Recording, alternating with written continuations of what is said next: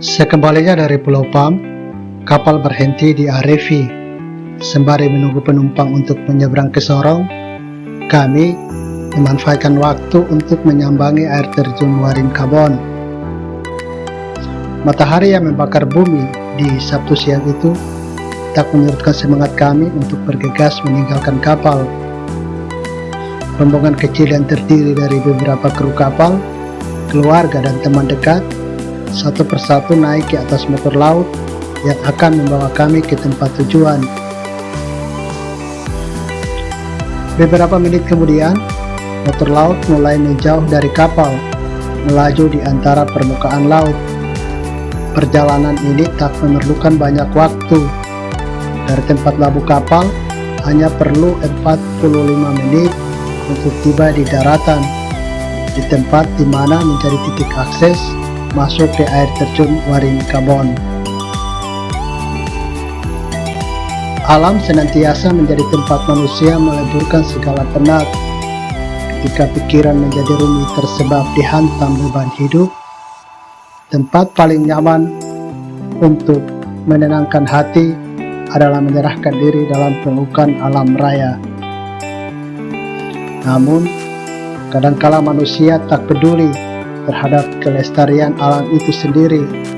Banyak di sekitar kita yang hanya merusak tanpa memperbaiki. Semoga kau dan aku menjadi bagian dari mereka yang ikut peduli merawat dan menjaga alam sebagai warisan terhadap anak cucu kita.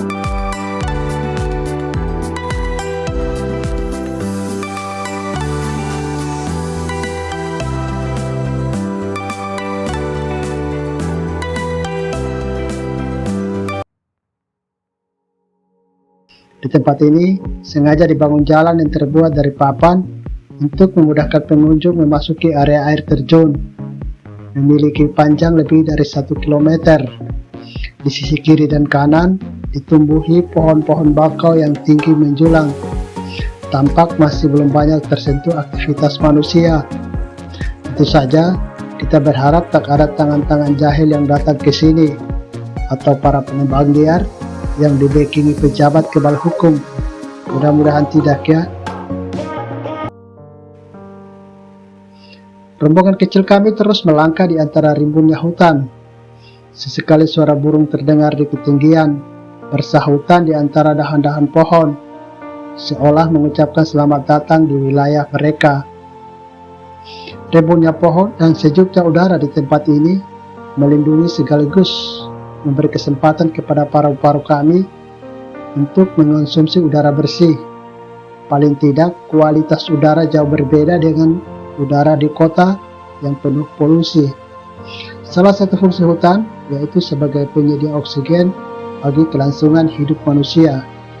Paham kan guys? Jalan papan telah terputus, tapi kami terus melangkah di antara akar pohon dan bebatuan pada jalur yang telah ada.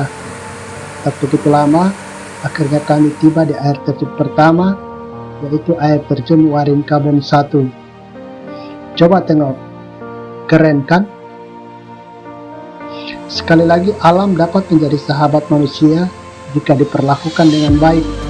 Pada waktu yang lain, alam tidak akan berkompromi dengan siapapun.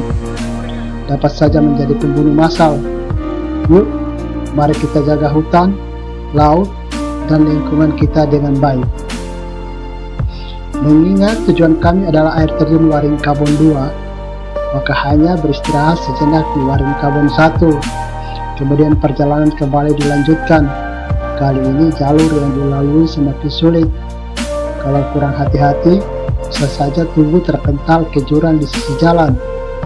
Habis riwayat jika ini terjadi, bukannya menakut-nakuti, tetapi tempat mendarat adalah bebatuan cadas di tengah sungai. Membayangin aja ngeri, apalagi sampai terjadi, bisa habis napas kita. Bukan hanya itu, di tengah hutan Papua yang masih perawan ini, hewan-hewan berbahaya seperti ular, babi hutan, ataupun penghuni hutan lainnya dapat menjadi ancaman kapan saja. Tentunya kearifan lokal masyarakat setempat juga perlu dihargai. Semua aturan alam harus dipatuhi. Setiap pendaki atau petualang sudah pasti mafhum soal ini. Karena kaki-kaki kami telah penat dan langkah mulai melemah, sebagian dari kami memutuskan berhenti sementara pada aliran sungai yang dialirkan air terjun Waringkabon. Sementara sebagian lagi memilih tetap melanjutkan perjalanan. Saya sendiri sudah hampir menyerah, akan tetapi disadarkan sebuah ungkapan bernada filosofi, di balik jalan yang sulit akan kau temui sebuah kebahagiaan yang telah menanti di depan. Pada akhirnya aku bertekad, apapun tingkat kesulitannya, harus mencapai titik tujuan.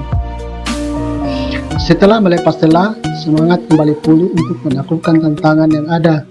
Kami kembali beranjak meneruskan langkah, meski tertatih, tak ada kata menyerah.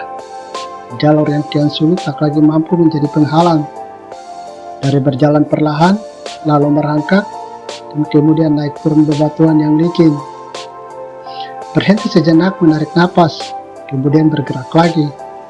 Bukankah kata semangat mampu mengubah sebuah keadaan tersulit menjadi mudah?